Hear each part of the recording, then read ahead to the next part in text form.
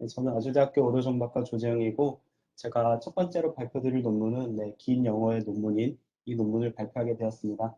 네, 제목은 보시는 것과 같고 이 논문은 하이퍼텐션이라고 하는 굉장히 좋은 저널에 실렸고 제가 까먹고 수정을 안 했는데 이거 2021년 5월에 게재된 논문입니다.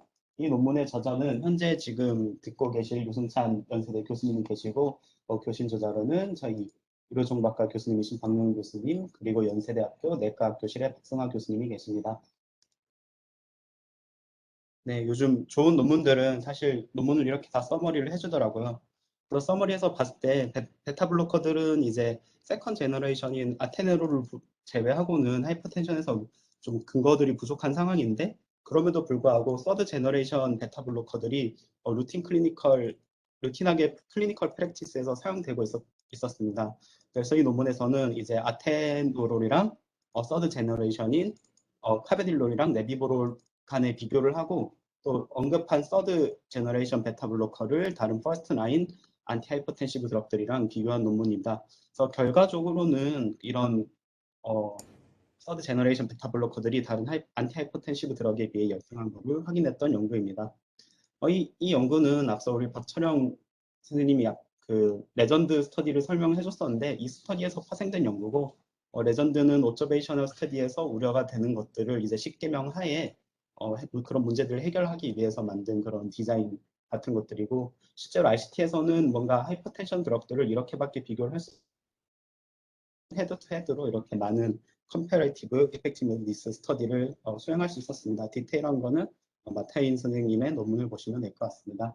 말씀드린 것처럼 이제 베타 블로커는 수십 년간 안티하이퍼텐시브 트리트먼트를 하기 위해서 많이 사용되었습니다. 근데 최근에 몇몇 연구자들에 의해서 베타 블로커가 정말 뭔가 모비디티나 모탈리티를 이런 언컴플리케이티드 하이퍼텐션 환자에서 줄이는 건가? 이런 의문을 제기했고 몇몇 메타 분석에서는 에이스 이니비터, ARB, CCB, TD에 비해서 베타 블로커가 약간 열등하다는 것을 확인했었습니다. 그래서 이런 것과 관련해서 계속 이제 미국과 일본의 하이퍼텐션 학회들에서 더 이상 퍼스트 라인 테라피로 베타 블로커를 이제 권장하지 그럼에도 불구하고 이제 이런 결과를 내리는데 기반이 된 연구들은 대부분 아테노롤 같이 혈관 확장에 효과가 없는 2세대 베타 블로커를 가지고 낸 결과였습니다. 베타 차단제는 이런 베타1, 베타2 수용체 선택성과 그리고 혈관 확장 효과가 모두 다르기 때문에 균질한 부류라고 할 수 없습니다. 그래서 4분의 3이 아테노롤을 가지고 했던 연구들이었고 이론적으로는 네비브롤이나 카베딜롤 같이 혈관 확장 특성을 가진 3세대 베타 블로커들이 심혈관 사건을 줄이는 데 있어서 2세대 베타 블로커보다 유리한 효능을 가지고 있을 거라고 우리는 기존에는 믿고 있었습니다. 그럼에도 불구하고 이러한 뭔가 임상적 결과에 대해서 뭔가 다른 한 고혈압제나 2세대 베타 블로커와 비교했던 연구가 없었기 때문에 이 연구를 아마 시행하게 된 것 같습니다. 그래서 본 연구의 목적은 이제 서드 제너레이션 베타 블로커를 퍼스트 라인 트리트먼트를 위해서 이제 다른 아테노롤이나 뭐 앞서 언급드렸던 에이스 미터, 알고, CCB, TD와 비교해서 얼마나 이펙티브니스한지 그리고 세이프티한지 알아보는 게 이 연구의 목적이었습니다.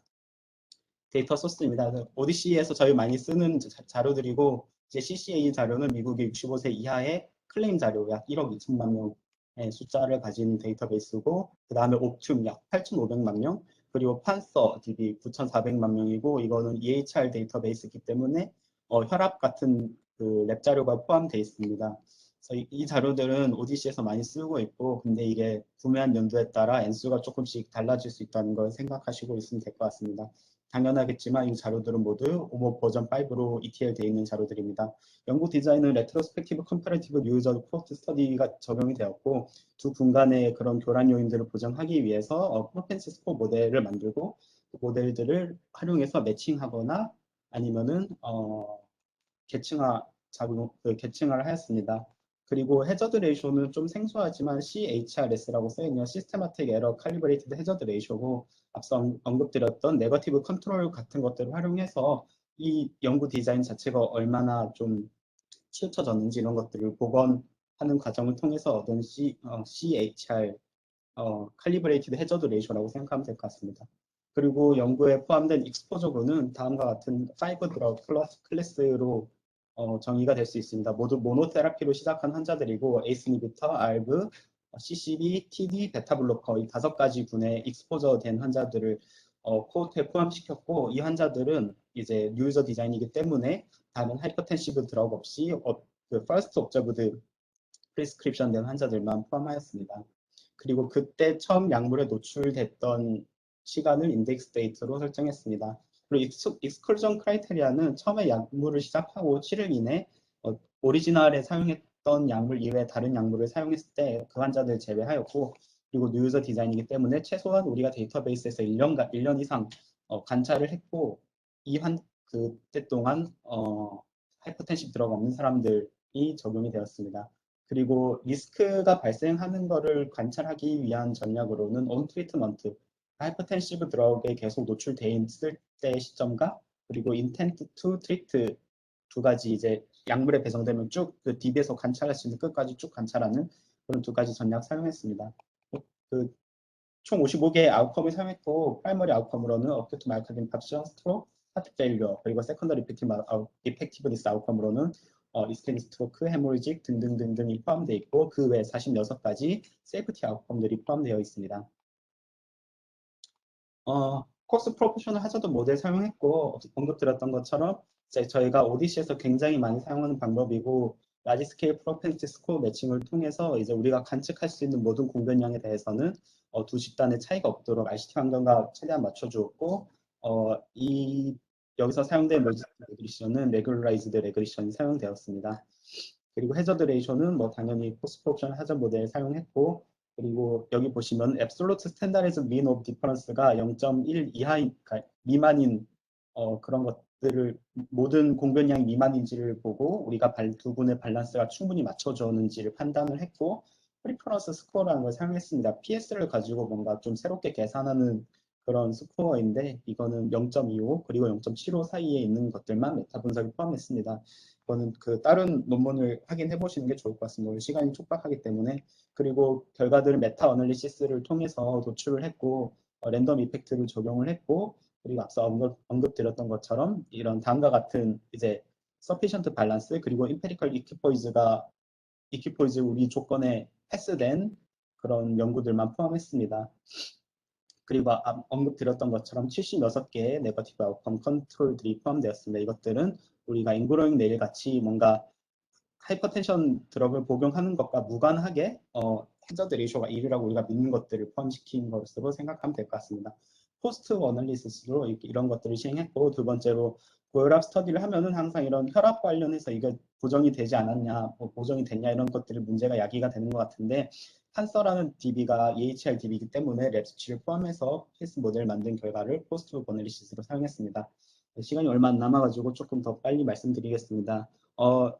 리절트의 첫 번째 테이블이고 3세대 베타블로커와 2세대 베타블로커 사이에서의 이펙티브니스 아웃컴 결과이고 타겟 드럭이 카베닐롤 그리고 네비보롤 그리고 각 아웃컴마다 그리고 DB마다 이렇게 어느 정도 차이가 나는지를 보실 수 있고 여기 가장 끝에 것만 보면은 이제 마이너스인 것들이 대부분 없고 대부분 양으로서 이제 카베닐롤이랑 네비보롤이 그 아테노롤에 비해 조금 다 어드버스 이벤트들이 많이 발생했음을 알 수 있습니다. 그리고 3세대 베타블로커와 2세대 베타블로커 사이의 에펙티브스 아웃컴의 해저드 레이쇼입니다. 그래서 파란색으로 보이는 게 그 네거티브 컨트롤들을 적용 안 한 언칼리브레이티드 그리고 이것이 적용한 칼리브레이티드 그러니까 네거티브 파지티브 컨트롤 둘 다 적용한 겁니다. 각각 연구 결과는 이렇고 메타 분석했을 때는 이제 마이오카드 인팍션, 스트로크, 하트 페일리어 모두 그 3세대랑 2세대 베타블로커 사이에서는 차이가 없었음을 알 수 있습니다. 그리고 이거는 이제 아까 말씀드렸던 46개 세이프티 아웃컴들이고 3세대 BB와 2세대 BB 간의 그런 결과이고 근데 이것들은 탐색적으로만 보시길 권장드립니다. 그 논문에 좀 디테일한 내용이 써 있는데 우리가 멀티플 테스트를 거치지 않았기 때문에 이런 것들은 그냥 관찰용만 보시고 이것들은 2세대와 3세대 BB와 다른 퍼스트라인 안티하이퍼텐시브 드럭들 간의 비교입니다. 그래서 서드 제너레이션 BB가 에이스 이니비터에 비해 스트로크이랑 하트 페일러 이런 것들 더 많이 나타나고 또 아테노롤이 CCB나 TD에 비해 조금 더 이런 아웃컴들이 더 많이 발생하는 걸 볼 수 있습니다. 여기서도 아까랑 비슷하게 내비보롤과 2세대 비비 그리고 다른 퍼스트 하이퍼텐시브 드럭 간의 세컨더리 아컴들이고 탐색적으로만 보셔야 됩니다. 좀 더 제가 시간이 얼마 없어서 빨리 말씀드리겠습니다. 그래서 약 11만 명과 약 26만 명에 대해서 그런 서드 제너레이션 그리고 세컨 제너레이션 베타 블로커 간에 비교를 했고 또 약 74만 명의 TD 보병자들이 포함되어 있었습니다. 결과적으로는 서드 제너레이션 베타 블로커와 이제 아테노를 같은 이런 것들 사이에서 특별하게 뭐가 더 유리하고 이런 것들은 찾을 수가 없었습니다.